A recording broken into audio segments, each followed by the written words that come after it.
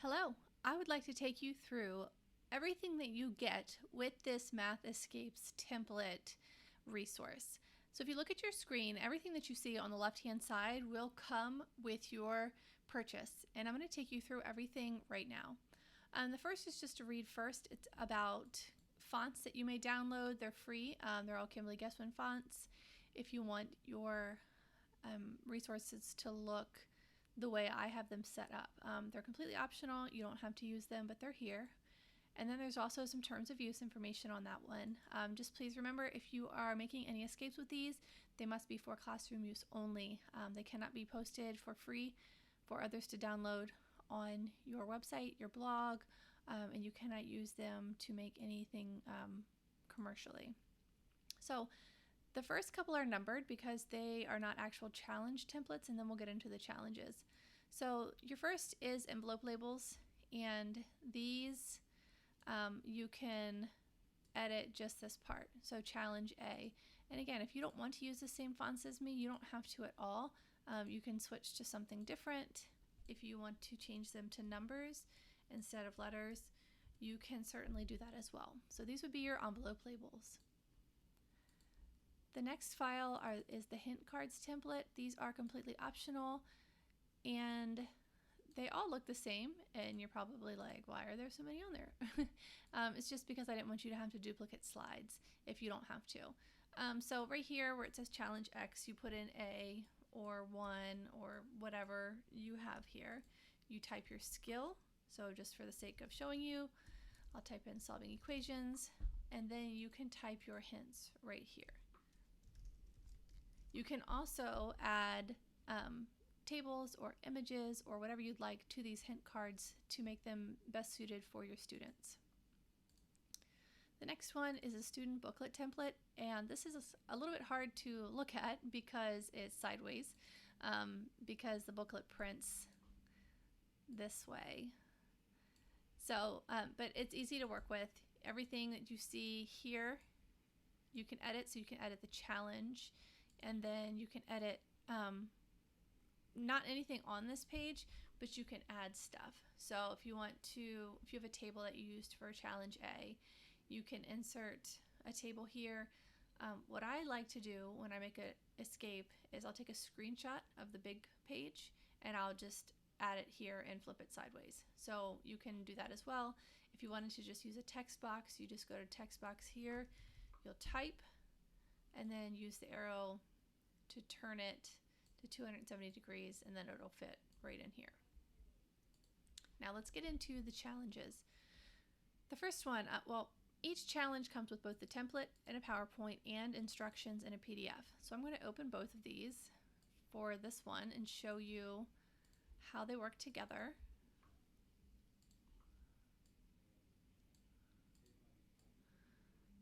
So this is what the actual template looks like for this one, and this is your instructions. So we go through here, don't forget directions, so you can change these directions.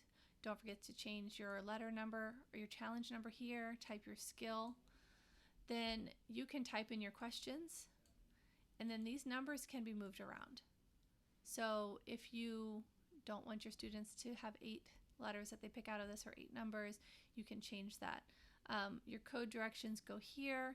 So for example, record the letters above each number to reveal your code. You could do something like that. You can also, this table can be resized. So let's say you want more questions in this. You just move around these numbers.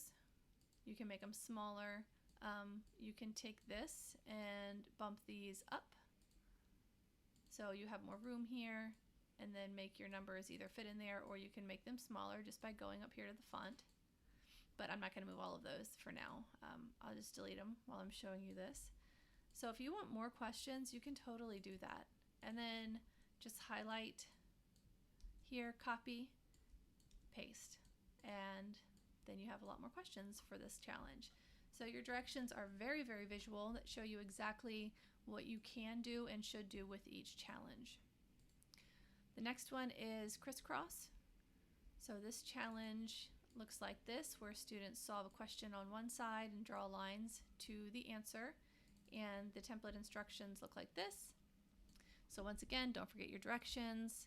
Don't forget to change the challenge X to whatever letter it is. Type your skill. And then your questions here. Now these move. And if you don't download the font that I suggested, then they'll just look like regular numbers, and that might be totally fine with you. So you have that here.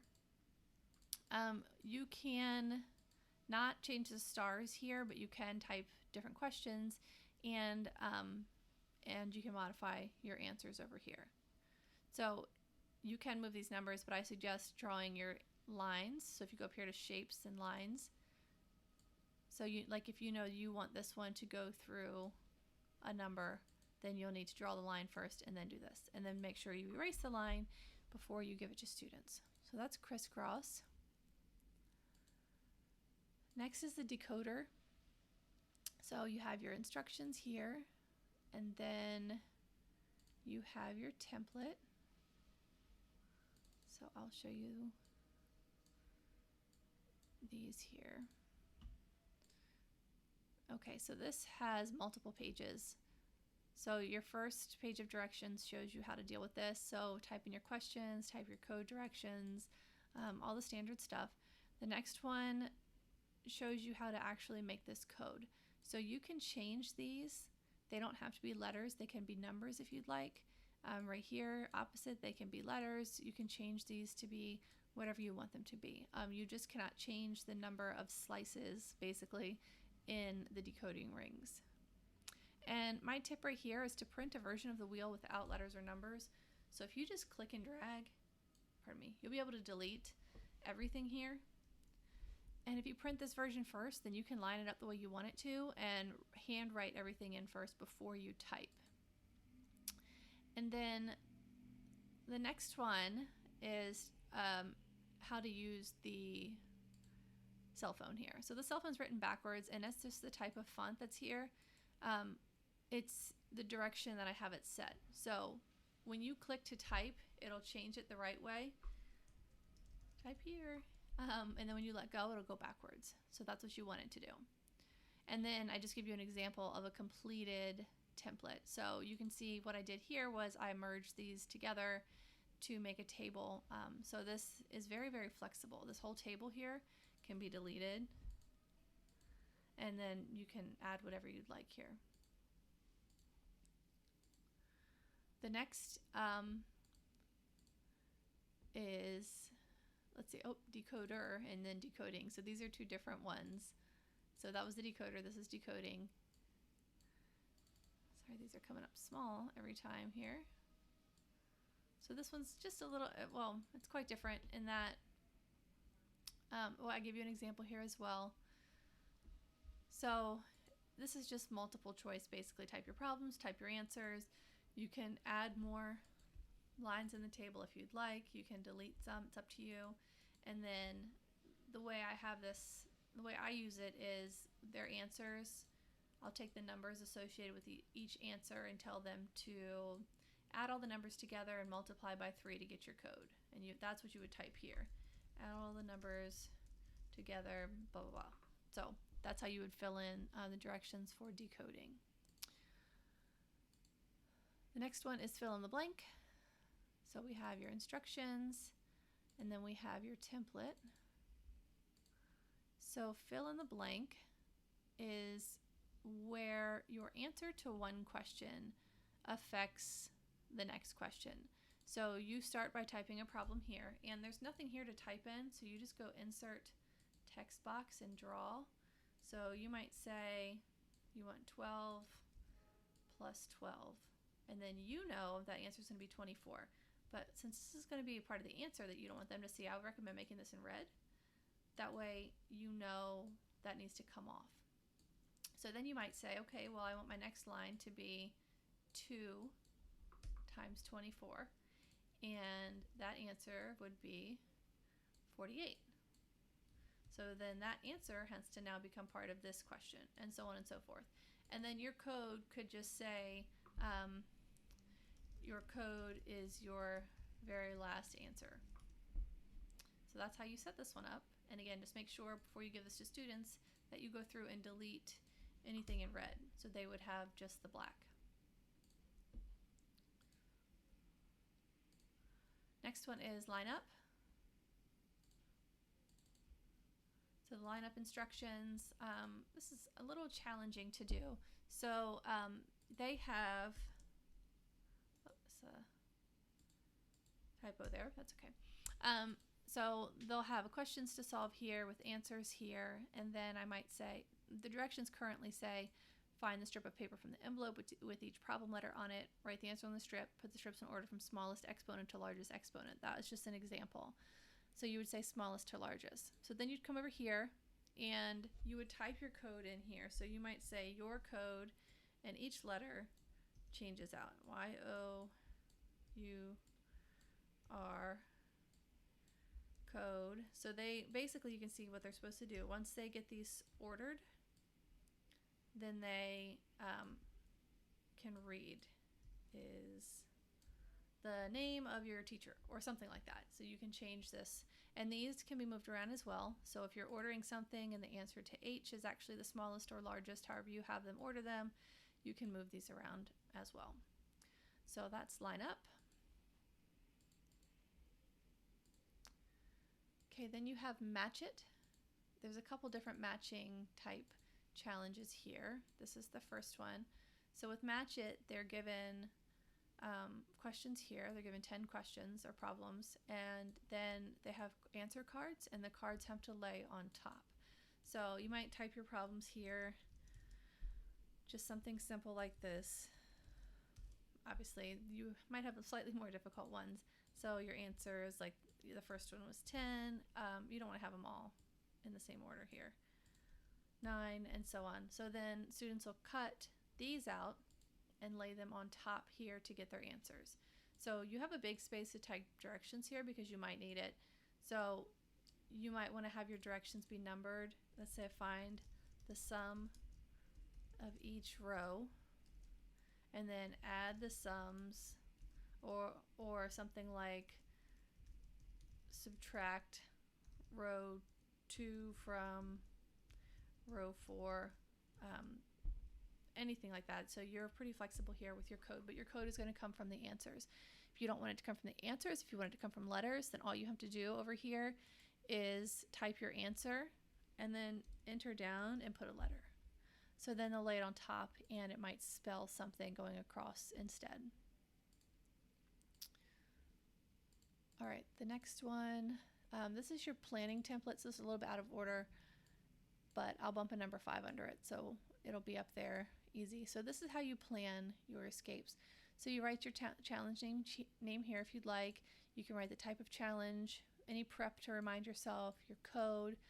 So this is what you will do to help you kind of get a little bit organized, type in your standards. I have it broken down into 2 pages just to give you room, but if you want to fit it all on 1 page, you completely can. This is just a quick combination code sheet for you to have. Here is where you can modify your challenge. So you can type your challenge here, and you can type your escape name here. And then you also can edit this. So let's say for puzzle A, you actually have a 3-digit code instead of 4. You can modify it very simply like this. And then maybe you have 4-digit here instead. So you just add an extra. So that is part of the planning template. And you do have instructions for that I just talked you through. It just explains these 2 because the other one is pretty self-explanatory, the one where you type in your information. Okay, so we have a puzzled challenge.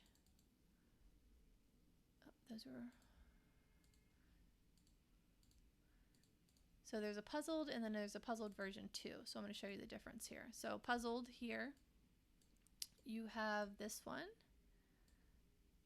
Let's make it bigger so you can see. So again, change your challenge, letter or number, type your skill, change your directions. And then here you have 2 possible puzzles. So you can have your students, when they put this together, have them pick out the numbers and put them in order from least to greatest, and that's their answer. Or the letters, however you'd like. but this is where you will type along the edges. So I gave you examples here. You can put them on the outside edges if you'd like or not. You just enter a text box. So if you're going to enter a text box, and we're going to do 8 plus 2 or 3 again, you'll want to center it in the text box. And then that's how easy it is to put your questions on the puzzle. And then obviously you'll want your answers to match up like this. So I showed it to you upside down, but I'm actually not a fan of that. I like them to all be one way, just personal preference, but you can do that however you'd like. So this one has 12 questions, or yes, 12 puzzle pieces. I also gave you a version with 9. This one's a little bit different though, where they just have letters in here. You can erase them. Numbers. You can change them to letters.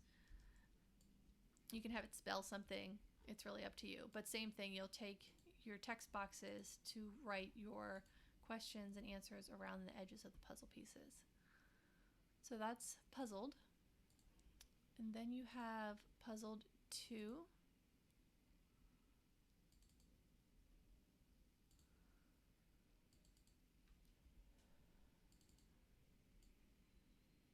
And I know this is a lot of information, so hopefully you'll just come back through and watch the challenges that you want to actually write.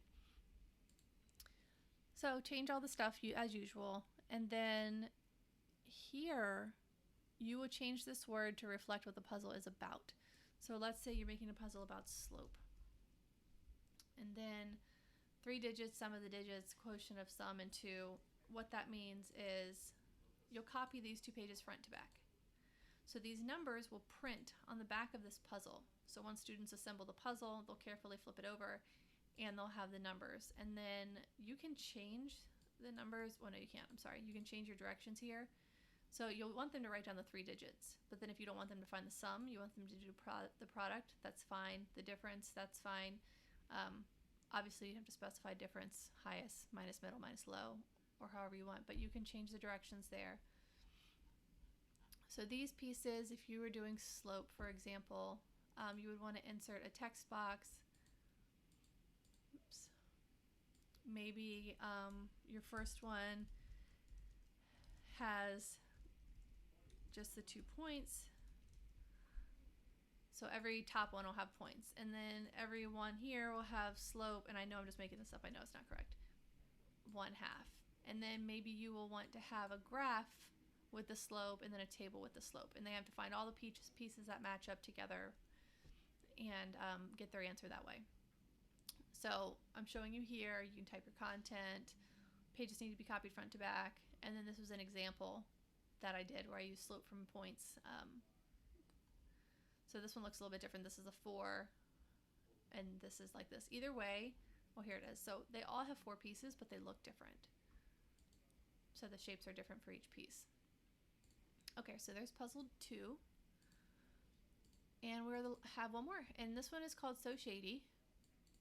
With So Shady, they have to solve some questions and find their answers, kind of like a word find.